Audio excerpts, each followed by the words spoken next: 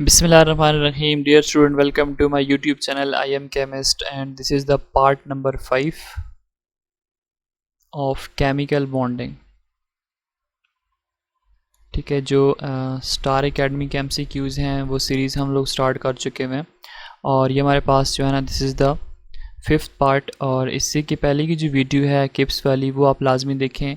तकरीबन 1.5 घंटे की वीडियो है, सिर्फ़ और सिर्फ 50 MCQs हैं। तो आप इमेजिन करें कि उसके अंदर कितने ज़्यादा मैंने कॉन्सेप्ट्स दिए हुए हैं।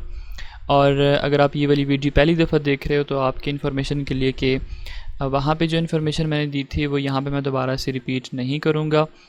तो आप वीडियो को पॉज करें, पहले वो वीडियो देखें केमिकल बॉन्डिंग किप्स वाली, उसके बाद इन वीडियोस की तरफ आप दोबारा से आ जाएं। तो इंशाअल्लाह मैं उम्मीद करता हूँ कि आपको दोबारा से बुक देखने की ज़रूरत नहीं पड़ेगी अगर आप ये 102 MCQs जो है 120 MCQs स्टार एकेडमी के देख लेते हो और 50 MCQs आप किप्स वाले देख लेते हो। जिस तरह मैंने एक्सप्लेनेशन दी है तो इंशाअल्लाह आपको बहुत ज़्यादा हेल्प करेगा MD कैट में। सो क्वेश्चन नंबर 30 से स्टार्ट करते हैं। बाकी की जो MCQs है मैं ऑलरेडी अपलोड कर चुका हूँ इस स्टार एकेडमीज़ के। Hybridization of atomic orbital of central atom in carbon dioxide, boron, trifluoride and ammonium ion are respectively. देखें, इससे पहले की जो वीडियो थी उसके अंदर भी आपको मैंने बताया था कि आपने करना है क्या है कि ट्रिक यूज़ करनी है। इन क्वेश्चंस में ट्रिक यूज़ करते हैं। अभी अगर हमें हाइब्रिडाइजेशन करने लगे तो पता नहीं वीडियो कहाँ से कहाँ चली जाएगी। तो आपने करना है क्या है कि MD कैट के लिए आप तैयारी कर रहे हो ना, तो सिंपल ट्रिक यूज़ किया करें। बोरॉन ट्राइफ्लोराइड की ज्योमेट्री आपको पता होनी चाहिए। बोरॉन के अंदर 5 वैलेंस इलेक्ट्रॉन्स होते हैं, 3 वैलेंस इलेक्ट्रॉन होते हैं। तो ये आपको पता होना चाहिए। बोरॉन का टोटल एटॉमिक नंबर 5 है, वैलेंस इसके 3 इलेक्ट्रॉन्स होते हैं। उसके बाद नाइट्रोजन जो है, एमोनियम आयन की फॉर्मेशन किस तरह होती है कि एक एमोनियम मॉलिक्यूल है, उसके ऊपर लॉन पेयर होता है, वो क्या करता है हाइड्रोजन को डोनेट कर देता है और आपके पास डेटिव बॉन्ड या कोवेलेंट बॉन्ड की फॉर्मेशन होती है। अगेन किप्स के अंदर मैंने आपको ये बताया हुआ था। अब आप करते क्या हो कि जो डबल बॉन्ड होता है उसको आपने यूँ कंसिडर करना है कि ये सिंगल बॉन्ड्स हैं। ये ट्रिक बता रहा हूँ आपको। डबल बॉन्ड को आपने यूँ कंसिडर करना है कि यहाँ पे सिंगल बॉन्ड लगा हुआ है, यहाँ पे सिंगल बॉन्ड लगा हुआ है। अगर ये सिंगल बॉन्ड और ये सिंगल बॉन्ड 2 बॉन्ड बन गए हैं तो इसके अंदर हाइब्रिडाइजेशन जो होगी उसमें 2 ऑर्बिटल्स होंगे, तो हम इसको कहते हैं कि इसके अंदर sp हाइब्रिडाइजेशन है। यहाँ पे कितने बॉन्ड है, 1 2 और ये 3 बॉन्ड्स हैं। तो इसका मतलब है एक s होगा और 2 p's अगर आप मिला लेते हो तो 3 ऑर्बिटल्स बनेंगे, तो ये sp2 हाइब्रिडाइजेशन हो जाएगी। यहाँ पे कितने बॉन्ड है, एक हाइड्रोजन, दूसरा हाइड्रोजन के साथ, तीसरा हाइड्रोजन के साथ, चौथा हाइड्रोजन के साथ। तो इसका मतलब यहाँ पे 4 बॉन्ड्स हैं। तो इसके अंदर हाइब्रिडाइजेशन जो होगी वो एक s और 3 p's हो जाएंगे। तो sp, sp2 और sp3। तो इसका मतलब इसका राइट ऑप्शन बनेगा option number A is the right one. ठीक है, जो कार्बन डाइऑक्साइड है, it have sp hybridization, boron trifluoride have sp2 hybridization, while ammonium ion have sp3 hybridization. और इसमें अगर आपसे पूछते हैं कि डेटिव बॉन्ड किसके अंदर है, तो कोऑर्डिनेट कोवेलेंट बॉन्ड या डेटिव बॉन्ड सेम होते हैं। एमोनियम आयन के अंदर डेटिव बॉन्ड होता है, बाकी जो है ये दोनों के अंदर कोवेलेंट बॉन्ड की फॉर्मेशन होती है, शेयरिंग ऑफ इलेक्ट्रॉन्स होते हैं। Number 31, the shape of this ion is. ये मैंने आपको लास्ट जो वीडियो थी उसके अंदर बताया था कि इसकी जो शेप होती है वो जस्ट लाइक वाटर होती है। ठीक है, यहाँ पे एमोनियम के ऊपर एक तो लॉन पेयर होता है, दूसरा नेगेटिव चार्ज, वो भी लॉन पेयर ही होगा। वो क्या करेगा, इनको कंप्रेस कर देगा और आपके पास क्या बनेंगे, एंगुलर शेप जो है इसकी या बैंड ज्योमेट्री इसकी बन जाएगी। In water molecule sigma bond are formed by overlapping of what. Again देखो, ऑक्सीजन 2 लॉन पेयर और ये क्या कर लेता है, बॉन्ड पेयर बना लेता है। तो अभी जो आपको मैंने ट्रिक बताई है आपने एग्जैक्टली वही चीज़ इसके अंदर फॉलो करनी है। ऑक्सीजन की फॉर्म में देखो, ऑक्सीजन ने एक बॉन्ड इधर बनाया हुआ है, एक बॉन्ड इधर बनाया हुआ है। लॉन पेयर को आपने यूँ कंसिडर करना है कि ये बॉन्ड है, इस लॉन पेयर को आपने यूँ कंसिडर करना है कि ये बॉन्ड है। तो यहाँ पे इसने ट्रिक के तौर पे इसने कितने बॉन्ड बनाए हुए हैं, 4, जिसका मतलब है एक s और 3 p's आप मिला दो इसमें। हाइड्रोजन यहाँ पे एक बॉन्ड बनाया हुआ है, हाइड्रोजन यहाँ पे एक बॉन्ड बनाया हुआ है। तो इसका मतलब है कि ये इसका कौन सा ऑर्बिटल यूज़ हो रहा है, इसका सिर्फ s ऑर्बिटल यूज़ हो रहा है। इसका कौन सा ऑर्बिटल यूज़ हो रहा है, इसका सिर्फ s ऑर्बिटल यूज़ हो रहा है, क्योंकि हाइब्रिडाइजेशन क्या होती है, उसमें ऑर्बिटल्स की ओवरलैपिंग होती है जो अनइक्वल एनर्जी के होते हैं, मिक्स होकर सेम एनर्जी के ऑर्बिटल्स की फॉर्मेशन करते हैं। अब यहाँ पे हाइड्रोजन का जो इलेक्ट्रॉन होता है वो s ऑर्बिटल के अंदर होता है, तो इसलिए यहाँ पे सिर्फ s ऑर्बिटल हाइड्रोजन का यूज़ होगा और ऑक्सीजन का यूज़ होगा, दैट वुड बी sp3। तो इसका मतलब है कि ऑप्शन नंबर डी हमारे पास करेक्ट होगा, sp3s। Question number 33, ratio of percentage of S and P in sp2 hybridization is. अब आपके पास अगर sp2 हाइब्रिडाइजेशन है उसमें S कैरेक्टर कितना होगा और P कैरेक्टर कितना होगा वो आपने फाइंड आउट करना है। तो वो 100 में से होता है, परसेंटेज की बात करें तो परसेंटेज आप हमेशा किस चीज़ में फाइंड आउट करते हो, 100 में से। तो अब इसके करने का आसान तरीका ये है कि आपके पास sp2 के अंदर S कितने हैं, 1s, टोटल ऑर्बिटल्स कितने हैं, 1s और 2p, 3, 1/3 मल्टीप्लाई बाय 100 कर दें तो इससे आपके पास आंसर आ जाएगा 33.3%। इसी तरह अगर आप p कैरेक्टर निकालना चाहते हो तो आपके पास हो जाएगा 2 p's हैं out of 3 orbitals, multiply by 100 कर दें तो इससे आपके पास आंसर तकरीबन 66.6% आ जाएगा। सो ऑप्शन नंबर ए आपके पास यहाँ पे करेक्ट है।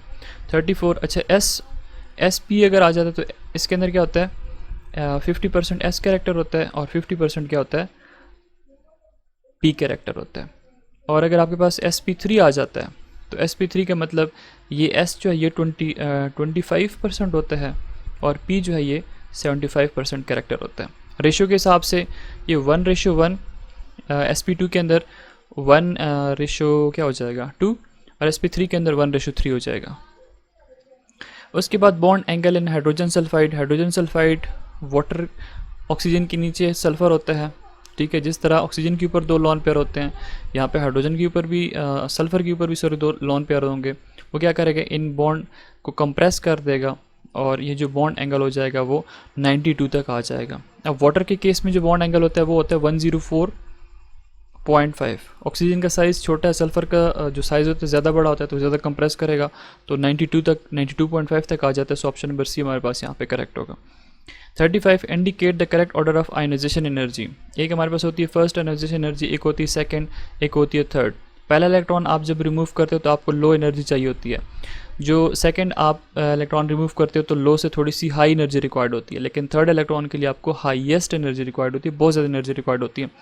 सो ऑप्शन नंबर सी हमारे पास क्या है, करेक्ट है, M ट्रिपल, M पॉजिटिव और M positive 1, positive 2 triple, positive 2 और पॉजिटिव 1। तो ये लोवेस्ट और ट्रिपल जो है ये हाईएस्ट, पॉजिटिव 2 जो है वो डबल दरम्यान में आ जाएगा, मिड में। Number 36, which one is not absolute term for the element. अब इसमें जो इलेक्ट्रोनेगेटिविटी है ना, this is not an absolute term.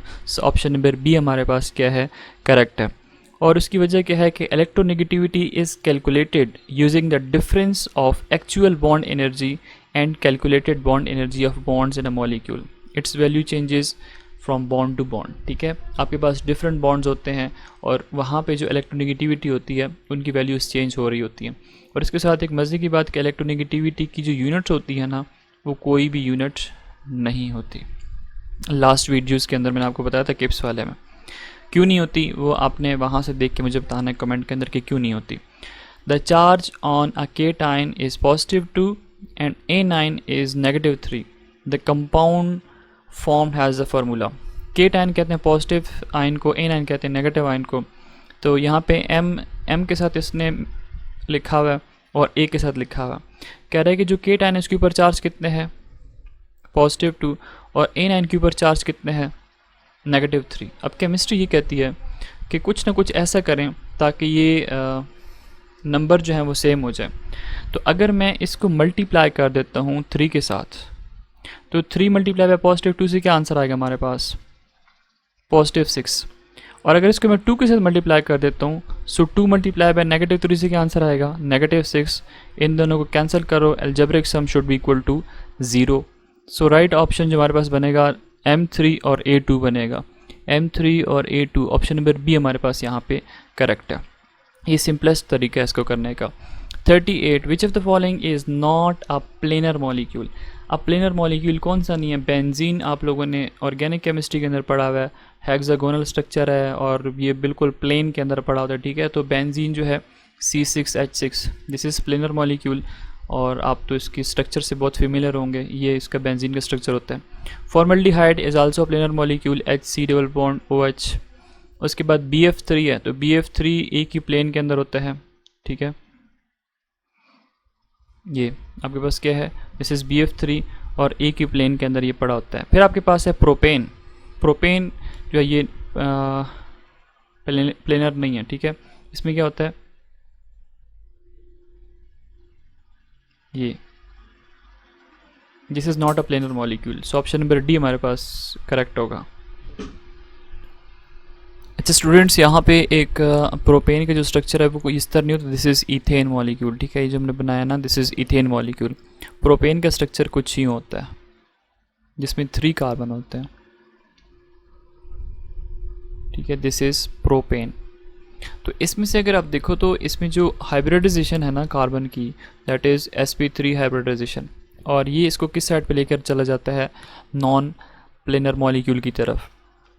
और अगर आप BF3 की बात करते हो तो BF3 अभी जो आपको मैंने ट्रिक बताई थी, तो उसके हिसाब से BF3 के अंदर कौन सी हाइब्रिडाइजेशन है, ये 1, ये 2, ये 3 ऑर्बिटॉल्स, तो ये हो जाएगी sp2 हाइब्रिडाइजेशन। उसके बाद बेंजीन की केमिस्ट्री जैसे आपको मैंने पहले बता दिया कि ये आप लोगों ने पढ़ी हुई है, तो इसके अंदर sp2 हाइब्रिडाइज्ड कार्बन होता है। फॉर्मल्डिहाइड का फार्मूला होता है HC⋯O और ये H।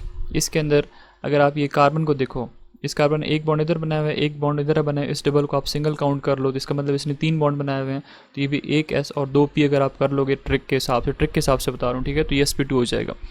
सो बेंजीन के अंदर sp2, फॉर्मल्डिहाइड के अंदर sp2 और BF3 के अंदर भी sp2 हाइब्रिडाइजेशन है। पीछे रह गया प्रोपेन, इसके अंदर क्या है, sp3 हाइब्रिडाइजेशन है। So this is the right option.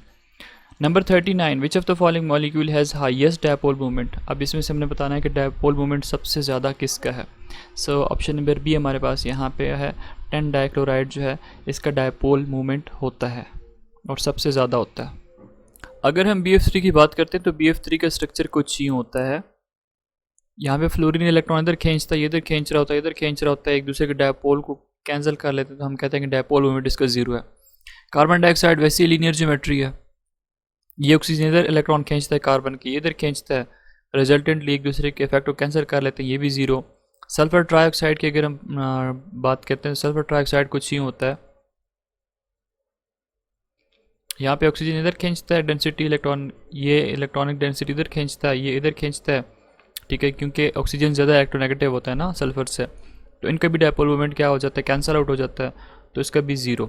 इन तीनों की 0 और 10 जो है इसका ग्रेटर देन 0 होता है। सो ये हमसे पूछ रहा है कि हाईएस्ट डायपोल मूवमेंट किसका होगा।